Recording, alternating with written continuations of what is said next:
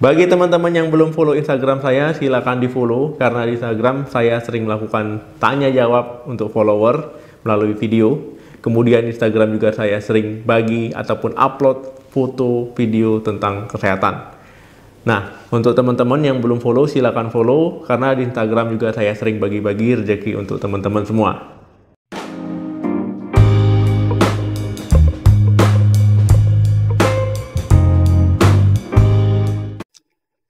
Halo, assalamualaikum warahmatullahi wabarakatuh.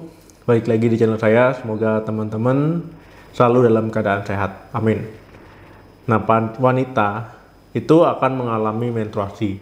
Nah, tetapi ketika teman-teman semua ya timbul bercak ataupun munculnya bercak, tapi sedang tidak di jadwal menstruasi, tentu akan panik.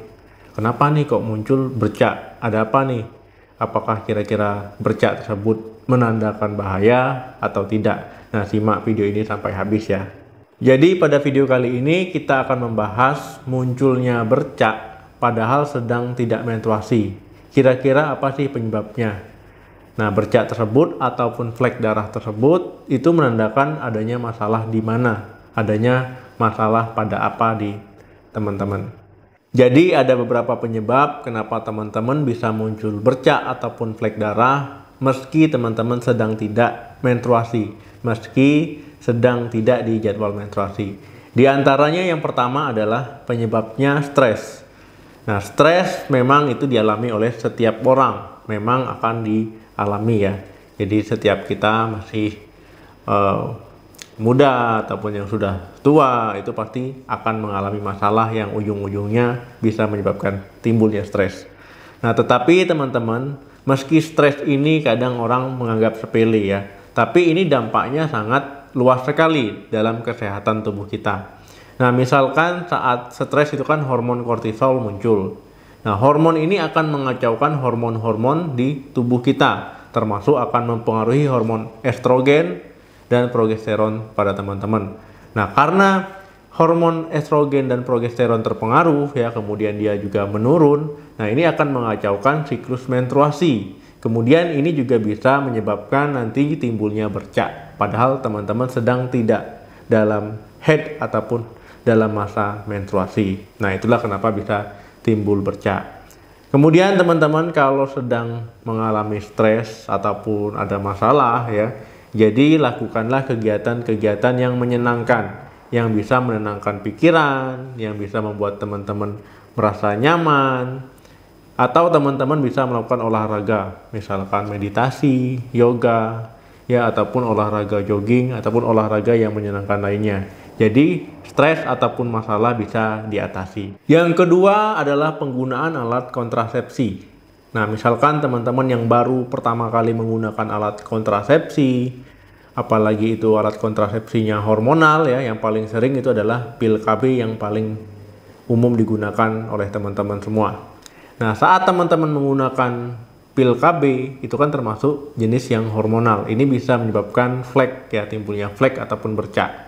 Nah, ini akan menghilang ataupun kembali normal di masa 3 bulan ataupun setelah 3 bulan penggunaan. Nah, apalagi nih kalau seandainya teman-teman tidak tahu ya, panik ya, kemudian berpikir, wah ini kok ada bercak darah ataupun flek, ini kenapa nih, apa saya ada sakit, apa ada gangguan di organ reproduksi atau bagaimana, karena tidak tahu ya, kemudian panik ya, cari sana cari sini informasi, minum obat sana minum obat sini, padahal tidak perlu. Nah, itulah kenapa ya teman-teman saat menggunakan alat kontrasepsi sebaiknya konsultasikan dulu ke dokter. Jadi dokter akan memilihkan alat kontrasepsi yang tepat. Kemudian dokter akan menerangkan juga apa sih yang bisa ditimbulkan ketika teman-teman memakai alat kontrasepsi tersebut. Nah, jadi kalau seandainya sudah berkonsultasi kan tahu nih bakal timbul apa, bakal yang dirasain apa. Nah, jadi nggak usah panik lagi. Dok, kalau seandainya saya pakai alat kontrasepsi yang lain gimana? Ya tetap ya, walaupun teman-teman pakai alat kontrasepsi yang lain ya, itu tetap harus berkonsultasi ke dokter, baik yang hormonal maupun yang non-hormonal, supaya dijelaskan, supaya dipilihkan mana yang paling tepat untuk teman-teman. Yang ketiga, ovulasi dan juga kehamilan. Nah, keadaan ovulasi dan kehamilan yang terjadi ini bisa menyebabkan adanya flek ataupun bercak. Nah, kalau seandainya ovulasi ini pada umumnya ya sebagian wanita akan mengalami bercak ataupun flek.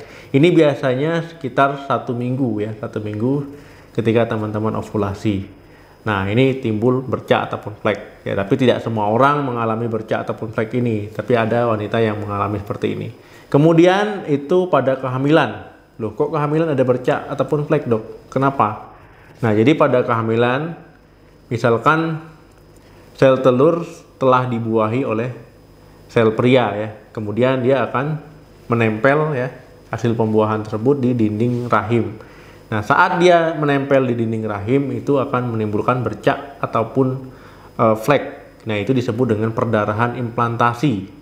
Nah, ini umum terjadi, ini normal. Jadi ketika teman-teman hamil ya, awal kehamilan itu sel yang telah dibuahin itu menempel di dinding rahim itu akan mengalami flek ataupun bercak. Nah, bercaknya ini disebut dengan perdarahan implantasi. Ini hal yang normal, jadi nggak usah panik. Yang keempat itu luka fisik. Nah, namanya luka berarti di situ ada trauma ya. Nah, misalkan traumanya disebabkan ketika teman-teman melakukan hubungan dengan pasangan ya. Nah, di situ ada trauma ataupun ada luka di jalan lahir. Kok bisa, Dok? Ya bisa, itu biasanya dialami oleh wanita yang sudah mendekati masa menopause. Ketika telah mendekati masa menopause, itu jalan lahir akan mengering. Nah, kalau seandainya mengering, ya ini akan memungkinkan ataupun meningkatkan risiko untuk adanya luka ataupun trauma di situ. Yang kelima, fibroid rahim ataupun fibroid uterus. Nah, biasanya ini timbulnya sel yang tidak normal dan juga biasanya jinak. Nah, tapi ini teman-teman harus waspada. Ketika teman-teman mengalami fibroid rahim ya, itu sudah mengganggu aktivitas sehari-hari. Nah, ini harus waspada. Teman-teman yang mengalami fibroid uterus ataupun fibroid rahim biasanya di usia 30-an sampai 40-an. Nah, ini umum terjadi ya di usia tersebut. Dok, bisa terjadi di usia yang lain? Nggak bisa, tapi pada umumnya itu di usia 30-an sampai 40 tahun. Nah, itu tadi teman-teman 5 kondisi yang menyebabkan teman-teman timbulnya bercak ataupun flek ya. Padahal teman-teman sedang tidak haid. Penyebab lain bisa nggak, Dok? Bisa, cuman yang paling umum yang sering terjadi 5 tadi ya. Bukan berarti penyebab lain tidak bisa. Nah, tapi yang paling umum 5 tadi. Nah, kemudian muncullah pertanyaan nih. Dok, kalau seandainya timbul bercak ataupun flek darah, kita tidak menstruasi, kapan sih kita harus pergi ke dokter? Nah, pasti pertanyaannya seperti itu ya. Pertama itu adanya flek ataupun darah yang keluar di jalan lahir ya, itu 3 hari berturut-turut. Nah, itu teman-teman sebaiknya kalau mengalami hal tersebut ya tidak ada salahnya untuk berkonsultasi ke dokter ya. Jadi dokter akan melakukan pemeriksaan ya untuk tahu sebabnya apa, berbahaya atau tidak. Yang kedua, misalkan setiap teman-teman mau menstruasi, bercak ataupun flek tersebut selalu datang. Nah, ini juga baiknya teman-teman periksakan, kok setiap ingin menstruasi itu ada apa. Tapi kalau seandainya dokter setelah dilakukan pemeriksaan bilangnya nggak apa-apa, normal, aman ya, berarti aman. Jadi lebih baik dilakukan pemeriksaan terlebih dahulu. Yang ketiga, misalkan adanya bercak ataupun darah ya, itu setiap teman-teman melakukan hubungan dengan pasangan. Nah, tiba-tiba setelah melakukan hubungan dengan pasangan muncul bercak, muncul adanya flek-flek ataupun darah gitu ya. Nah, itu sebaiknya dilakukan pemeriksaan juga. Kenapa? Kok bisa? Nah, takutnya di situ nanti ada masalah yang serius. Meski awalnya tidak terasa nyeri, meski tidak begitu mengganggu ya, tapi sebaiknya itu dilakukan pemeriksaan. Takutnya di situ ada masalah serius yang tidak diketahui. Yang keempat, nah ini misalkan teman-teman setelah menopause tapi masih keluar flek-flek ataupun adanya bercak-bercak. Nah, kalau seandainya menopause itu kan proses menstruasi ataupun menstruasi itu kan tidak ada lagi ya, sudah benar-benar berhenti. Nah, tapi kalau seandainya masih adanya keluar flek ataupun adanya bercak darah, itu sebaiknya dilakukan pemeriksaan. Jadi jangan ragu-ragu. Yang kelima, misalkan teman-teman adanya flek ataupun darah tersebut, adanya nyeri hebat. ataupun disertai dengan nyeri. Nah, ketika teman-teman adanya bercak ataupun flek darah, adanya nyeri, ya sebaiknya dilakukan pemeriksaan. Jadi jangan disayang-sayang, nggak apa-apa nih kalau minum obat anti nyeri hilang. Ya jangan ya, lebih baik dilakukan pemeriksaan. Yang keenam, misalkan teman-teman sedang hamil. Ya selama masa kehamilan sering keluar nih bercak-bercak ataupun flek ya. Nah, tapi kalau seandainya tadi awal kehamilan, itu kan perdarahan implantasi itu normal. Tapi selama kehamilan itu sering muncul bercak ataupun flek, baiknya dilakukan pemeriksaan ya. Jadi dokter akan melakukan USG ataupun pemeriksaan fisik lain ya.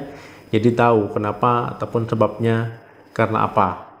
Yang terakhir, misalkan teman-teman mengalami pembengkakan di panggul ataupun di pinggang ya. Kemudian juga disertai dengan flek ataupun bercak. Nah, ini juga sebaiknya dilakukan pemeriksaan. Nah, itu tadi teman-teman penyebab ya kenapa munculnya flek ataupun bercak walaupun teman-teman tidak sedang menstruasi. Kemudian kondisi seperti apa sih yang mengharuskan teman-teman untuk dilakukan pemeriksaan ke dokter ataupun konsultasi ke dokter. Nah, itu amannya ya.